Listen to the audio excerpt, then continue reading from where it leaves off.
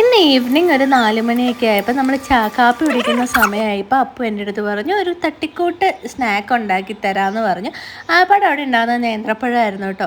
അങ്ങനെ അവൻ അതെല്ലാം അരിഞ്ഞു വെച്ചിട്ടുണ്ടായിരുന്നു. പിന്നെ നേരെ ഇതേ ഒരു പാനിലോട്ട് എടുത്ത് ഗീ ഇട്ടു. എന്നിട്ട് അരിഞ്ഞു വെച്ചിട്ടുള്ള നേന്ത്രപ്പഴമൊക്കെ അതിനകത്തോട്ട് തട്ടിയിട്ട് നന്നായി ഒന്ന് റോസ്റ്റ് ചെയ്തെടുത്തു.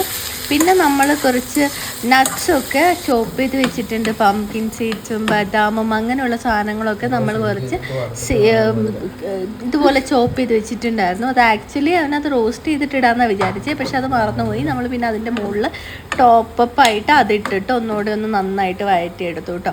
പിന്നെ നോക്കിയപ്പോൾ കുറച്ച് നെയ്യ് കുറവുണ്ടെന്ന് പറഞ്ഞ് കുറച്ചുകൂടെ നെയ്യ് ഒഴിച്ച് കൊടുത്ത് അത് നന്നായി പുരട്ടി ഇരുന്നപ്പോഴത്തേനും കുറച്ച് നേരം ഞങ്ങളിങ്ങനെ നോക്കി എന്ത് ചെയ്യണമെന്ന് ആലോചിച്ചുകൊണ്ടിരുന്നപ്പോഴത്തേനും അത് കുറച്ചുകൂടെ കരിഞ്ഞ് പുകയൊക്കെ വരാനായിട്ട് തുടങ്ങി. പിന്നെ ഞങ്ങൾ നന്നായിട്ട് അത് വഴറ്റി എടുത്ത് കഴിച്ച് നോക്കിയപ്പോൾ എൻ്റെ സാറേ കിടുക്കാച്ചി സാധനം. അപ്പോൾ എല്ലാവരും പെട്ടെന്ന് ഉണ്ടാക്കാൻ ഒന്നുമില്ല, പെട്ടെന്നൊന്നും കഴിക്കാൻ തോന്നുന്നില്ല, കുറച്ച് സ്വീറ്റ്സൊക്കെ കഴിക്കാൻ തോന്നുന്നുണ്ടെന്ന് വെച്ച് കഴിഞ്ഞാൽ 2 പഴം എടുക്കുക, അതേ ഇതുപോലെ കഴിക്കുക, സംതൃപ്തി, സാറ്റിസ്ഫൈഡ്.